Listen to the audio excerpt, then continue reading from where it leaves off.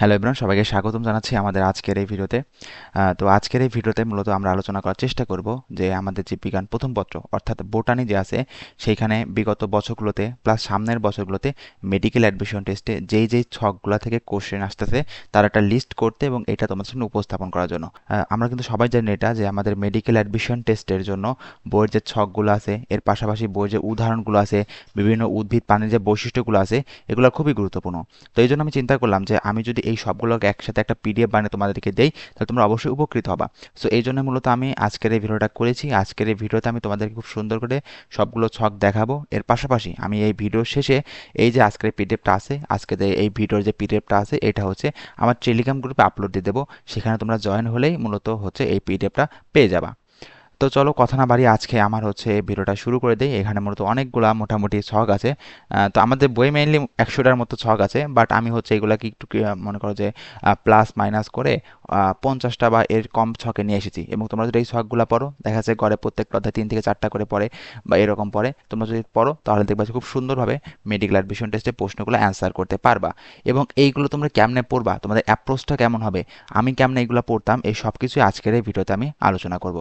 তাহলে চলো ভিডিওটা শুরু করা যাক। তাহলে প্রথমে যদি আসি তাহলে আমাদের প্রথম যে চ্যাপ্টারটা আছে সেটা হচ্ছে কোষ ও এর গঠন, এই চ্যাপ্টার। এবং এই চ্যাপ্টারে আমাদের গুরুত্বপূর্ণ একটা টপিক হচ্ছে কি, সেটা হচ্ছে আমাদের আদি কোষ এবং প্রকৃত কোষ। সো আমাদের আদি কোষ এবং প্রকৃত কোষের পাঠ্যগুলো জানতে হবে। কিন্তু এইখানে আমাদের এই ছকগুলো পড়ার সময় একটা ভুল হয়। ভুলটা কেমন হয়? ভুলটা হয় হচ্ছে, দেখো আমরা কিন্তু ছোটবেলা থেকে আদি কোষ প্রকৃত কোষ সম্পর্কে পড়ে আসতেছি এবং এখান থেকে আমরা এটাও জানি যে নিউক্লিয়াস সম্পর্কে জানি যে আদি কোষের নিউক্লিয়াস সুগঠিত না, আবার প্রকৃত কোষের নিউক্লিয়াসটা সুগঠিত। আবার দেখো ডিএনএ কথা বলি, আদি কোষের ডিএনএ যে বৃত্তাকার এটা আমরা আগে জানি, এটা কি পড়ার দরকার আছে? পড়ার কিন্তু দরকার নাই। আবার প্রকৃত কোষের যে নিউক্লিয়াস সূত্রাকার থাকে এটা আমরা আগের থেকেই জানি, এগুলো কিন্তু আমাদের এক্সট্রা করে পড়ার কোনো দরকার হয় না।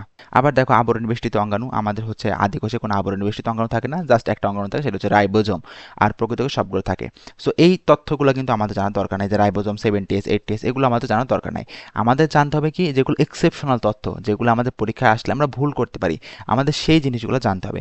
যেমন উদাহরণ দিই, দেখো এখানে RNA polymerase. So RNA polymerase দেখো আমাদের আদি কোষে 1 প্রকার থাকে, প্রকৃত কোষে 3 প্রকার থাকে। সো এইটা আমাদের কিন্তু জানতে হবে। আবার দেখো অপেরণ, অপেরণ হচ্ছে দেখো আদি কোষে থাকে এবং হচ্ছে আমাদের প্রকৃত কোষে থাকে না। সো এই যে জিনিসগুলো আনকমন জিনিসগুলো, এইগুলো আমাদের পড়তে হবে। এটাতে শুধু এই ছকের কথা বললাম তা কিন্তু না, আমাদের প্রত্যেকটা ছকে এই অ্যাপ্রোচে আগাতে হবে। যেগুলোতে কনফিউশন সৃষ্টি হতে পারে, যেগুলো আমরা আসলে অ্যান্সার করতে পারবো না বা ভুল হতে পারে, সেইগুলোতে আমাদের ইম্পর্টেন্ট হবে। কিন্তু আমরা বেশিরভাগ কী করি, আমরা দেখা যাচ্ছে যেগুলো পারি সেগুলোই বারবার পড়ি, ওইগুলোই পারি, বাট একটা আনকমন প্রশ্ন আসলে আমরা পারি না। এটা হচ্ছে সমস্যা। তো আশা করি তোমরা বুঝতে পেরেছো, তোমরা এই অ্যাপ্রোচে আগাবা, তোমরা শেষের দিকে পড়া শুরু করবা। প্লাস হচ্ছে শ্বসনে কী হয়, কোষ বিভাজনে কী হয়, জিনের গঠনে কী ধরনের পার্থক্য আছে, এগুলো আমরা আগে দেখবো। তারপরে আমরা যদি সময় পাই তাহলে এই নিউক্লিয়াস ডিএনএ, তারপরে হচ্ছে আমাদের আবরণী বেষ্টিত অঙ্গাণু, এগুলো দেখবো, না দেখলেও সমস্যা নাই। তো আশা করি বুঝতে পেরেছি। ওকে, তাহলে আমরা পরবর্তী ছকে যাই। সো পরবর্তী ছক আছে এখানে কি, আমাদের প্লাস্টিড সম্পর্কে আছে। তো প্লাস্টিড কিন্তু খুবই গুরুত্বপূর্ণ একটা অঙ্গাণু এবং এখান থেকে কিন্তু প্রতি বছরই আমাদের কোশ্চেন আসে। আসলে তুমি অ্যানালাইসিস করলে বুঝতে পারবা যে এই কয়েকটা অঙ্গাণু থেকে বেশ কয়েকবার প্রশ্ন আসে। যেমন আমি যদি বলি যে আমাদের গলগি বডি বা গলগি অ্যাপারেটাস, এইখান থেকে সর্বোচ্চ পরিমাণে প্রশ্ন আসছে। সো এটা তোমাদের গুরুত্ব দিয়ে একটু পড়তে হবে। এর পাশাপাশি প্লাস্টিডও গুরুত্বপূর্ণ, প্লাস্টিড থেকে প্রশ্ন আসে। এর পাশে নিউক্লিয়াস থেকেও 80 টাকা আসে নিউক্লিয়াস থেকে, বাট গোলজি অ্যাপারেটাস কিন্তু সবথেকে গুরুত্বপূর্ণ। সো এটা তোমরা পড়বা। ওকে, আসো আমাদের কনটেক্সটে আসো। সো আমরা প্লাস্টিড নিয়ে বলতেছি। সো প্লাস্টিডকে আমরা ক্লাসিফিকেশন করবো কয় ভাগে, দেখো 2 ভাগে ভাগ করতে পারি, একটা হচ্ছে বর্ণযুক্ত, একটা হচ্ছে আমাদের বর্ণহীন। সো এগুলো তো আমরা জানি, তাহলে আমাদের শখ পড়ার দরকার আছে? অবশ্যই দরকার আছে। কেন আছে? দেখো চিন্তা করো, তোমাদের এখানে তো জাস্ট নামগুলো আছে। একটু পরে যখন তুমি বইটা পড়বা, বইটা পড়ার পর দেখবা যে আমাদের হচ্ছে বর্ণযুক্ত ক্লোরোপ্লাস্ট সম্পর্কে একটু বিস্তারিত লেখা আছে, বর্ণহীন ক্লোরোপ্লাস্ট সম্পর্কে একটু বিস্তারিত লেখা আছে। এছাড়া আমাদের ক্লোরোপ্লাস্ট সম্পর্কে বিস্তারিত লেখা আছে, এগুলোর উদাহরণ দেওয়া আছে, কিছু এক্সেপশনাল বৈশিষ্ট্য দেওয়া আছে। সো ওই জিনিসগুলো কি করবা, তুমি হচ্ছে ছোট করে এখানে নোট করে ফেলবা, অথবা একটা স্টিকি নোট কিনবা, কেনার পরে কি করবা, তুমি হচ্ছে এখানে লাগাই রাখবা। তো এটা যদি করো তাহলে দেখবা যে খুব সহজেই ছোট একটা ছকের ভেতরে তোমার সব ইনফরমেশন চলে আসলো। এতে করে যখন তোমার মেডিকেল পরীক্ষার আগে দেখা যাচ্ছে যে একদিনে বা 2 দিনে 5 সাবজেক্ট পড়তে হবে, তখন কোনো প্যারাই হবে না। দেখবা ইম্পর্টেন্ট ছকগুলো দেখবা, সেখানে ইনফরমেশন, সেখানে হচ্ছে ইম্পর্টেন্ট ইনফরমেশনগুলো লিখে রাখবা, দেখবা খুব সহজেই তোমরা হচ্ছে সেটা রিভিশন দিতে পারবা। এটা আমার অ্যাপ্রোচ ছিল, তো তোমরা এটা ট্রাই করতে পারো, অবশ্যই আশা করি ভালো হবে। আসলে কেমন আমাকে একটু জানাও, যদি খারাপ হয় তাও জানাও, ভালো হলে তাও জানাও। যদি খারাপ হয় তাহলে আমি আর কাউকে এই সাজেশনটা দিব না। আর যদি ভালো হয় তাহলে তো অবশ্যই ভালো, তো আমি নিজে উপকৃত পেয়েছি জন্য তোমাদেরকে এটা বললাম।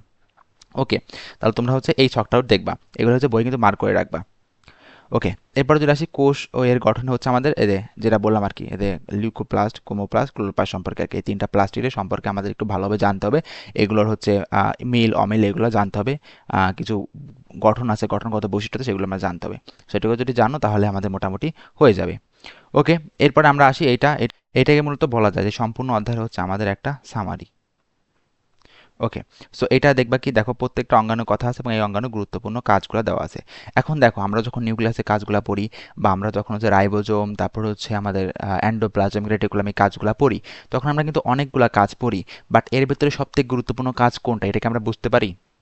আমরা কিন্তু বুঝতে পারি না, সচরাচর আমরা কিন্তু এটা বুঝতে পারি না। তো এই যে ইম্পর্টেন্ট কাজ বা প্রধান কাজ যেটা আছে সেইগুলো হচ্ছে এই ছকে দেওয়া আছে।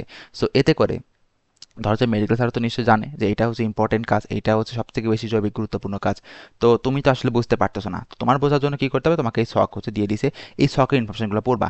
এখন এবং এবং স্যারের চোখ যদি কোনো কারণে ছকে যায়, অবশ্যই ছক থেকে একটা প্রশ্ন করবে, এবং এই ছকটা ভেরি ভেরি ইম্পর্টেন্ট, এই ইম্পর্টেন্ট কাজগুলো একটু দেখে রাখবা।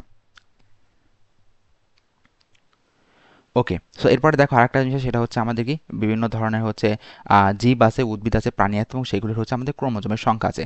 তো এইটার জন্য আমি বলবো আসলে পুরোটা ছক তোমাদের হচ্ছে দরকার নাই, সবগুলো পানির ছকের নামও মনে রাখার দরকার নাই, প্লাস হচ্ছে ক্রোমোজোমের সংখ্যা মনে রাখারও দরকার নাই। তুমি এটা হচ্ছে চাইলে পড়তে পারো, না পড়লেও সমস্যা নাই। বাট এখান থেকে মেডিকেল ডেন্টালে প্রশ্ন আসছে জন্য এটাকে আমি হচ্ছে এই ছকের আন্ডারে রেখেছি। আসলে এটা মনে রাখা একটু কঠিন, বাট তুমি যদি একটু ঠান্ডা মাথায় চিন্তা করো, এখানে যেগুলোকে মার্ক করা আছে, যেগুলোকে আমাদের কালার করা আছে, এগুলো যদি তুমি পড়ো, এগুলো আশা করি তোমাদের মনে রাখা সহজ হবে। সো সম্পূর্ণ চক্র মনে রাখার দরকার নাই, জাস্ট যেগুলো মার্ক করা আছে, যেমন মানুষের আছে, গরুর আছে, ছাগলের আছে, গরিলা, গিনিপিগ আছে, এই পাশে ধান আছে, গম আছে, ভুট্টা আছে, পেঁয়াজ আছে। সো এইগুলোর হচ্ছে তোমরা মেইন কথা ক্রোমোজোমের নাম্বারটা মনে রাখবা। আর মেডিকেল অ্যাডমিশন টেস্ট আসলে বৈজ্ঞানিক নাম খুব একটা আসে না, বাট তারপরেও সেফটির জন্য তুমি এটা পড়ে রাখতে পারো, যেহেতু এবার হচ্ছে পরীক্ষার প্যাটার্নটা চেঞ্জ হচ্ছে। সো স্যারেরা দিতেও পারে, এটা আসলে বলা যায় না।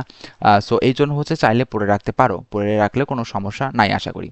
আচ্ছা, তো এখানে দেখো আছে হচ্ছে কি আমাদের হচ্ছে ডিএনএ রেপ্লিকেশন, যেটা গুরুত্বপূর্ণ প্রক্রিয়া আছে। সো এই ডিএনএ রেপ্লিকেশনের যে বিভিন্ন ধরনের এনজাইমগুলো আছে, সেই এনজাইমগুলো কাজ আমাদের একটু দেখতে হবে।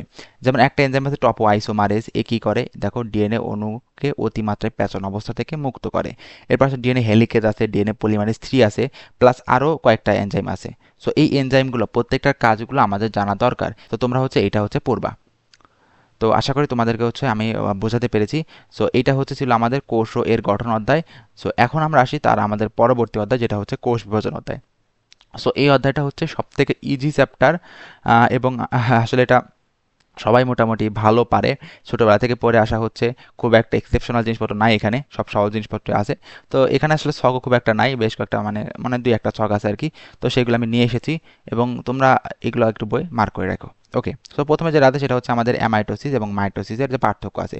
তো তোমরা একটু ছোট করে এই পাশে হচ্ছে এইখানে বা একটু বইয়ের জায়গা করে বা হচ্ছে একটা স্টিকি নোট লাগিয়ে এখানে হচ্ছে আমাদের মায়োসিসের যে পার্থক্যগুলো আছে সেগুলো লিখে রাখো। এতে করে তোমরা মূলত অ্যামাইটোসিস, মাইটোসিস এবং মায়োসিস একই পেজে পেয়ে গেলা। এতে করে পরীক্ষার আগে তোমাদের রিভিশনটা খুবই সহজ হবে। কারণ আমি একটা কথা বলে রাখি, তোমরা ডেইলি পরীক্ষার আগে অনেক সময় পাবা, উইকের আগে আরেকটু কম পাবা, তারপরে ফাইনাল মডেলের আগে একটু কম পাবা, এবং যখন তোমরা একদম মেডিকেল অ্যাডমিশন টেস্ট দিবে তখন আরও কম টাইম পাবা।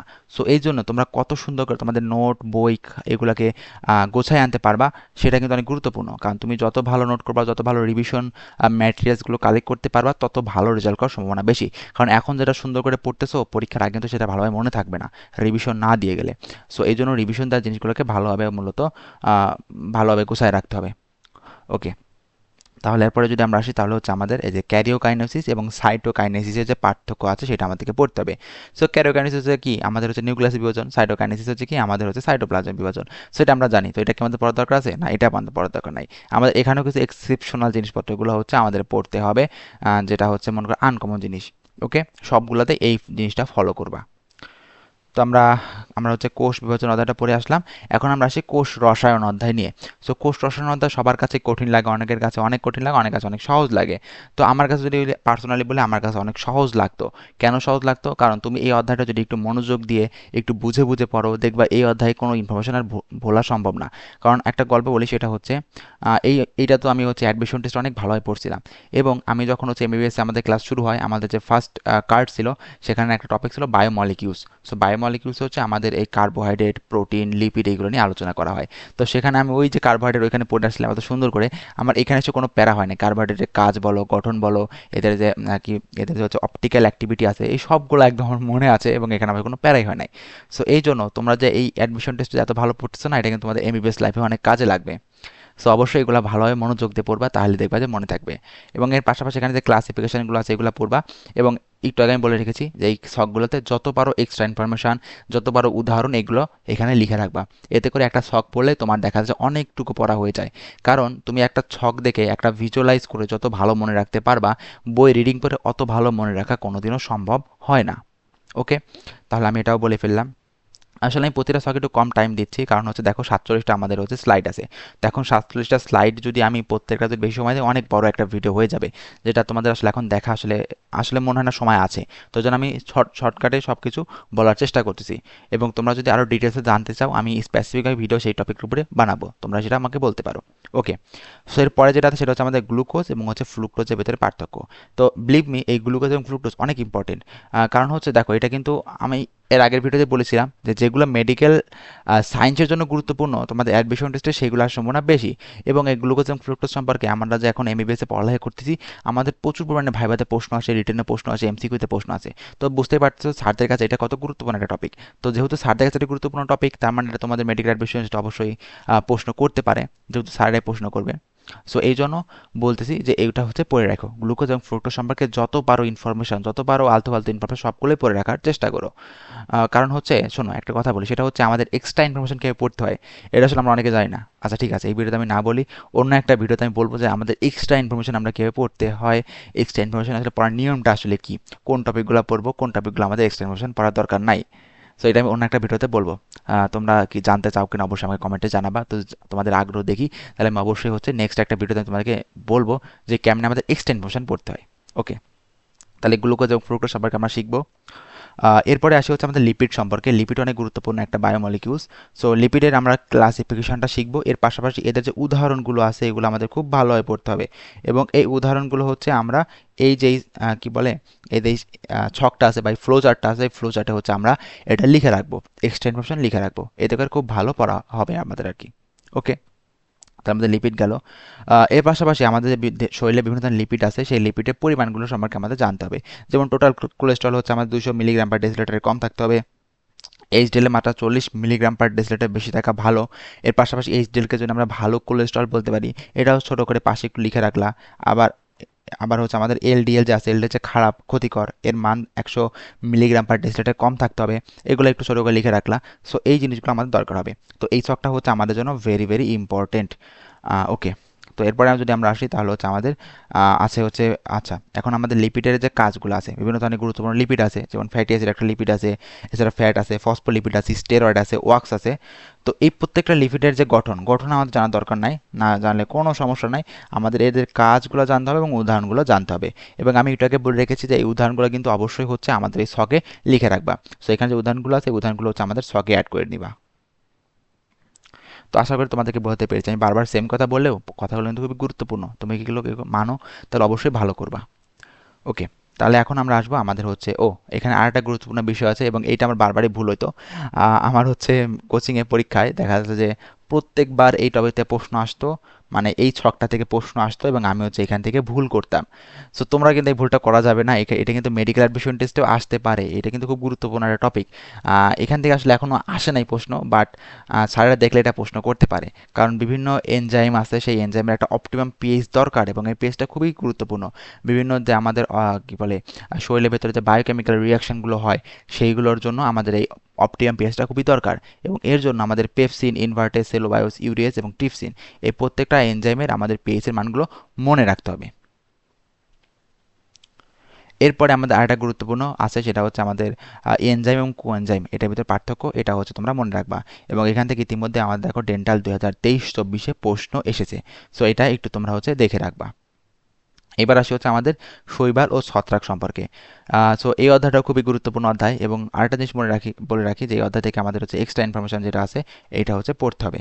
কারণ তুমি এই অধ্যায়টা যখন হাসান স্যারের বই পড়বা, বই পড়ার পর যখন হচ্ছে তোমরা এমসিকিউ সলভ করতে যাবা মেডিকেল অ্যাডমিশন টেস্টে, দেখবে অনেকগুলো এমসিকিউ তোমরা পারবা না। কেন পারবা না? এবং কি এগুলো এই বই থেকে খুঁজেও পাবা না। কেন? কারণ হচ্ছে এটা আসলে এই বইয়ে নাই, এটা হচ্ছে আলিম স্যার বা আজিবুর স্যারের কোনো একটা বই থেকে করা হয়েছিল। সো এই জন্য হচ্ছে এই অধ্যায়ে একটু এক্সট্রা ইনফরমেশন পড়ার চেষ্টা করবা, এবং কোন কোন টপিকগুলো এক্সট্রা ইনফরমেশন পড়বা সেটা নেক্সট একটা ভিডিওতে বলি, এই ভিডিওতে না বলি ভিডিওটা অনেক বড় হয়ে যাবে। ওকে, তাহলে দেখো এখানে আমাদের বিভিন্ন ধরনের হচ্ছে শৈবালের নাম আছে। যেমন একটা আছে হচ্ছে আমাদের ক্লোরোফাইটা, এছাড়া আছে কি ক্রাইসোফাইটা আছে, পাইরোফাইটা আছে, ফিওফাইটা আছে, এবং আছে কি রডোফাইটা আছে। এই প্রত্যেকটা শৈবালের হচ্ছে আমাদের নাম জানতে হবে, এর উদাহরণগুলো জানতে হবে, এবং হচ্ছে এর যে আরেক নাম, যেমন এটাকে সবুজ শৈবাল বলা হয়ে থাকে, এটাকে গোল্ডেন ব্রাউন শৈবাল বলা হয়ে থাকে, এটাকে অগ্নি শৈবাল বলা হয়ে থাকে, এটাকে বাদামি শৈবাল বলা হয়ে থাকে, এবং এটাকে আমাদের লোহিত শৈবাল বলা হয়ে থাকে। সো প্রত্যেকটা উদাহরণ এবং বাংলায় যে নামটা আছে নামটা আমাদের মনে রাখতে হবে। পিগমেন্টগুলো আমাদের দরকার নাই, এটা বাদ দিয়ে রাখতে পারো। এবং সঞ্চিত খাদ্য উপাদান, এটা গুরুত্বপূর্ণ। সো এই ছকটা কিন্তু আমার মনে হয় যে আমার শৈবাল এবং ছত্রাক অধ্যায়ের অন্যতম গুরুত্বপূর্ণ একটা বিষয় এটা। ওকে, সো এটা হচ্ছে তোমরা ভালোভাবে পড়বা। এবং আরেকটা জিনিস বলে রাখি, তোমরা যখন শৈবাল এবং ছত্রাক অধ্যায় পড়বা, তোমরা দেখবা অন্য অন্য মানে আলতু ফালতু জিনিসটা মানে বেশি সময় নষ্ট করে। যেমন কি, যেমন হচ্ছে আমাদের শৈবাল এবং ছত্রাকের জনন নিয়ে। তো এদের জনন প্রক্রিয়া একটু হচ্ছে আমাদের কমপ্লেক্স হয়, যেটা আমাদের সচরাচর আমরা জানি না। সো এইগুলো নিয়ে সবাই হচ্ছে টাইম নষ্ট করে, বাট এখান থেকে কিন্তু মেডিকেলে প্রশ্ন আসে না। আমাদের প্রশ্ন আসে কই থেকে? শৈবাল এবং ছত্রাকের অর্থনৈতিক গুরুত্ব থেকে। এর পাশাপাশি এর এই ছকটা আছে, ছক থেকে। এছাড়া আরও দুই একটা ছক আছে, সেগুলো থেকে প্রশ্ন আসে। ছত্রাক এবং শৈবাল কী ধরনের রোগ সৃষ্টি করে, এগুলো থেকে প্রশ্ন বেশি আসে। তোমরা সেগুলোতে টাইম নষ্ট করবা। তোমরা এই ছত্রাক এবং শৈবালের জনন পনন এগুলো নিয়ে টাইম নষ্ট করার কোনো দরকার নাই। অনেক কঠিন জিনিস, অনেক ইনফরমেশন আছে, বাট দরকার নাই। যেটা হচ্ছে আমাদের সবথেকে গুরুত্বপূর্ণ সেটা পড়বা জাস্ট। আশা করি তোমাদেরকে বোঝাতে পেরেছি। আচ্ছা, তো এরপরে আমাদের শৈবাল এবং ছত্রাকের পার্থক্য, এটা তো অবশ্যই জানতে হবে, যেহেতু অধ্যায়টাই শৈবাল এবং ছত্রাক সম্পর্কে, এটা জানতে হবে। ওকে, সো এরপরে আমাদের আছে কি আমাদের ব্রাইফাইটা এবং টেরিডোফাইটা আছে। এই অধ্যায়টা লেস ইম্পর্টেন্ট। এখানে আসলে এই অধ্যায়টা আসলে কি বলবো, স্কিপ করলেও সমস্যা নাই, এতে প্রশ্ন আসেই না বলা যায়। তারপরে একটা ছক আছে যেটা হচ্ছে গুরুত্বপূর্ণ। তো একটা আছে হচ্ছে আমাদের যে একটা কি বলে আমাদের ব্রাইফাইট আছে হচ্ছে রিক্সি আছে, এবং আরেকটা আছে টেরিস আছে। সো এই রিক্সা এবং টেরিসের যে বৈশিষ্ট্যগুলো আছে সেগুলো একটু জানতে পারো। কারণ হচ্ছে দেখা যাচ্ছে যে এখন কিন্তু মেডিকেল অ্যাডমিশন টেস্ট এইবারে প্রশ্ন একটু হার্ড হওয়ার কথা, যেটা শোনা যাচ্ছে আর কি। তো যদি হার্ড হয় তাহলে কিন্তু হার্ড হওয়া মানে কি, সেখানে সত্য মিথ্যা টাইপের অ্যান্সারগুলো বেশি থাকবে, বা সত্য মিথ্যা টাইপের প্রশ্নগুলো বেশি থাকবে। অ্যান্ড এই সত্য মিথ্যা প্রশ্নগুলো জানার জন্য তোমাদেরকে প্রত্যেকটা উদ্ভিদ, প্রত্যেকটা প্রাণীর বৈশিষ্ট্যগুলো ভালোভাবে জানতে হবে। একটা জিনিস তোমাকে ক্লিয়ার করি, সেটা হচ্ছে যখন দেখবা যে জ্ঞানমূলক প্রশ্ন বেশি আসে, সেখানে বুঝতে হবে সেখানে উদাহরণগুলো হচ্ছে বেশি প্রায়োরিটি দেওয়া হচ্ছে, উদাহরণ থেকে বেশি প্রশ্ন আসতেছে। বাট যখনই প্রশ্ন একটু হার্ড করবে, প্রশ্ন একটু সত্য মিথ্যা টাইপের মানে স্যার উত্তর জানতে চাইবে, তখন কিন্তু হচ্ছে আমাদের এই প্রত্যেকটা প্রাণী উদ্ভিদের বৈশিষ্ট্যগুলো জানা গুরুত্বপূর্ণ। তো এই জন্য আর কি সবগুলার বৈশিষ্ট্য গুরুত্ব এগুলো জানার চেষ্টা করবা। তো এটা হচ্ছে ব্রাইফারা টেডোফারিতে পড়তে পারো, একটা ছকই আছে, একটা ছক পড়লে মোটামুটি তোমাদের হয়ে যাবে। এরপর আসে আমাদের অণুজীব সম্পর্কে। অণুজীব হচ্ছে খুবই গুরুত্বপূর্ণ একটা চ্যাপ্টার, স্যারদের প্রিয় একটা চ্যাপ্টার, এবং মেডিকেল অ্যাডমিশন টেস্টে সব থেকে বেশি পরিমাণে প্রশ্ন আসছে হচ্ছে আমাদের এই অণুজীব অধ্যায় থেকে আর কি, বোটানিতে আর কি। এটা কিন্তু সবথেকে গুরুত্বপূর্ণ চ্যাপ্টার। সো এখন এখানে দেখো, প্রথমে আমাদেরকে জানতে হবে হচ্ছে আমাদের আরএনএ ভাইরাস এবং ডিএনএ ভাইরাস সম্পর্কে, এবং এইখানে আমাদের উদাহরণগুলো ভালোভাবে জানতে হবে। এরপরে যদি আসি তাহলে হচ্ছে আমরা এখন পড়বো ভিরিয়ন, ভিরয়েড এবং প্রিয়ন্স। সো এই তিনটা কিন্তু খুবই গুরুত্বপূর্ণ একটা ভাইরাসের হচ্ছে কি বলে ক্যারেক্টারিস্টিক্স বা বলতে পারো। তো এইটাই আমাদের জানতে হবে কোনটাতে ডিএনএ থাকে বা কোনটাতে আরএনএ থাকে, কোনটাতে আমাদের হচ্ছে শুধুমাত্র একটা নিউক্লিক অ্যাসিড থাকে না বা নিউক্লিক অ্যাসিড থাকে। সো এই সবগুলো হচ্ছে আমাদের পড়তে হবে। সো এই জন্য এই ছকটাও ভেরি ভেরি গুরুত্বপূর্ণ আমাদের ভিরিয়ন, ভিরয়েডস এবং প্রিয়ন্স সম্পর্কে। সো এটা কিন্তু আমাদের আসলে মাথায় অনেক সময় মানে প্যাচ লাগা যায়। আমার মেইনলি লাগতো, আমি আসলে এগুলো ধরতে পারতাম না কোনটাতে কি আছে। সো এই জন্য এই ছকটা গুরুত্বপূর্ণ, কারণ যখন যখন ছক পড়বা তখন একটার সাথে একটা কম্পেয়ার করতে পারতেছো। যখন তুমি কম্পেয়ার করতে পারবা তখন কিন্তু জিনিসটা মনে রাখার সম্ভাবনা বেশি থাকে। ও এরপরে আমাদের আছে সেটা হচ্ছে আমাদের বিভিন্ন ভাইরাস আছে, সেই ভাইরাসের হচ্ছে পোষক দেহ আছে এবং হচ্ছে রোগ আছে। সো এইটা পুরোটাই পড়তে হবে, ভেরি ভেরি ইম্পর্টেন্ট পড়তে হবে। এবং দেখে অনেক কঠিন মনে হলেও অর্থ কঠিন না। তুমি যদি একবার মনোযোগ দিয়ে পড়ো বা দুইবার মনোযোগ দিয়ে পড়ো বা তিনবার মনোযোগ দিয়ে পড়ো, তাহলে দেখবা যেটা হচ্ছে খুব সহজে মনে থাকবে। সো আমার এটা প্রথম থেকে খুব ভয় লাগতো যে এতগুলা ভাইরাস, এতগুলা পোষক দেহ, এতগুলা রোগ সম্পর্কে মনে রাখা কি আদৌ সম্ভব? আসলে সম্ভব, তুমি একবার পড়ে দেখো, আসলে এটা সম্ভব, অসম্ভব কিছুই না। ওকে, সো এরপরে আরেকটা আছে, সেটা হচ্ছে বিভিন্ন ধরনের ক্যান্সার সৃষ্টি হয় আমাদের হচ্ছে বিভিন্ন ধরনের ভাইরাসের মাধ্যমে। যেমন লিভার ক্যান্সার হয় হচ্ছে কি হ্যাপাটাইটিস বি ভাইরাসের মাধ্যমে। এরপর লিম্ফোমা ভাইরাস হয় কি আমাদের হচ্ছে ইপোস্টেইন বার ভাইরাসের মাধ্যমে। এবার টি সেল লিউকেমিয়া হয় কিসের কারণে? হিউম্যান টি সেল লিউকেমিয়া ভাইরাসের কারণে। সো এই কোন ক্যান্সার কোন ভাইরাসের কারণে হয় এটা হচ্ছে আমাদের এখান থেকে জানতে হবে। এর পাশাপাশি এইটা তো very very important, very very important, আমাদের যে হ্যাপাটাইটিস ভাইরাসগুলো আছে, যেমন hepatitis A virus, hepatitis B virus, hepatitis C virus, hepatitis D virus এবং হ্যাপাটাইটিস ই ভাইরাস। এই প্রত্যেকটার ভাইরাসের গ্রুপ সম্পর্কে আমরা জানতে হবে, কোনটা অ্যান্টারো ভাইরাস, কোনটা হ্যাপার ডিএনএ ভাইরাস, কোনটা ফ্ল্যাভি ভাইরাস, এটা জানতে হবে। নিউক্লিক অ্যাসিড অর্থাৎ কোনটিতে আরএনএ থাকে, কোনটিতে ডিএনএ থাকে, এগুলো আমাদের জানতে হবে।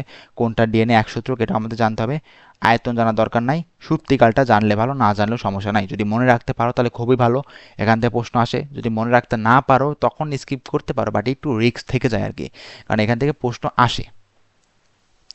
এরপরে আমরা আসি হচ্ছে আমাদের লাইটিক চক্র এবং লাইসোজেনিক চক্র সম্পর্কে।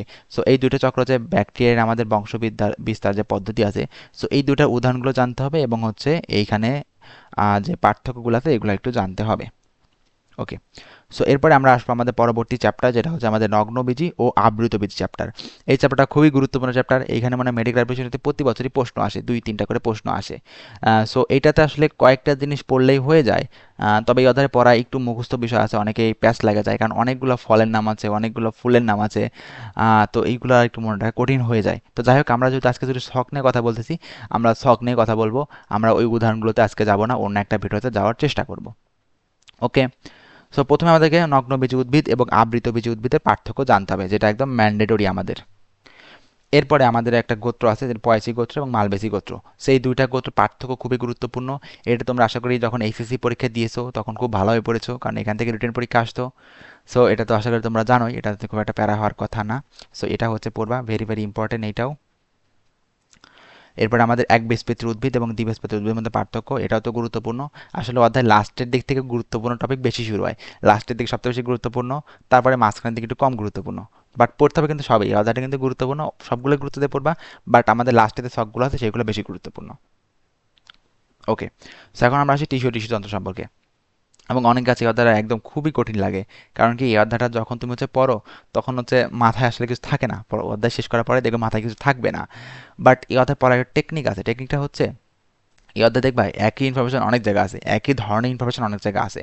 তো এইটা থেকে বাঁচার উপায় কি? বাঁচার উপায় হচ্ছে দেখবা এই অধ্যায়ে সবগুলোরই কিছু ছক আছে। যেমন ভালো টিস্যুর ক্লাসিফিকেশন একটা ছক আছে, স্থায়ী টিস্যুর একটা ক্লাসিফিকেশনের ছক আছে, গ্রাউন্ড টিস্যু, ভাস্কুলার টিস্যু সবগুলোর কিন্তু ছক আছে। তো তুমি চেষ্টা করবে ছকে ইনফরমেশনগুলো লিখে রাখার জন্য। এতে করে তোমার একটা ভিজুয়ালাইজেশন হবে এবং এতে করে তুমি খুব সহজেই সেগুলো মনে রাখতে পারবা, যেটা আমার পার্সোনাল টেকনিক ছিল আর কি। ওকে, সো এখন আমরা প্রথমে যেটা পড়বো সেটা হচ্ছে আমাদের শীর্ষক ভাজক টিস্যু, নিবেশিত ভাজক টিস্যু এবং পার্শ্বীয় ভাজক টিস্যু। এই তিনটা ভাজক টিস্যুর বৈশিষ্ট্যগুলো প্রথমে তোমাদেরকে জানতে হবে। তো এগুলো জানলা। এরপরে জানতে হবে, এই যে বললাম যে ভাজক টিস্যু প্রকারভেদ। সো এই প্রকারভেদ উৎপত্তি অনুসারে কয় ভাগে ভাগ করতে পারি, অবস্থান অনুসারে কয় ভাগে ভাগ করতে পারি, সেগুলো উদাহরণ কি, এগুলো হচ্ছে জানবা। ওকে, জানলা। এরপরে যেটা বলবো এটা হচ্ছে সব থেকে গুরুত্বপূর্ণ এবং এইটা হচ্ছে আমাদের হাসান স্যারের বইয়ে নাই, এটা পড়ার জন্য আমাদের হচ্ছে এক্সট্রা রাইটার দরকার। তো আমি পড়ছিলাম হচ্ছে মেরিটিক্স থেকে, তোমার যদি রেটিনা ডাইজেস্ট থাকে বা অন্য যে কোনো কোচিংয়ের বই থাকে এইটা অবশ্যই থাকবে। তা হচ্ছে কি আমাদের স্থায়ী টিস্যুর ক্লাসিফিকেশান।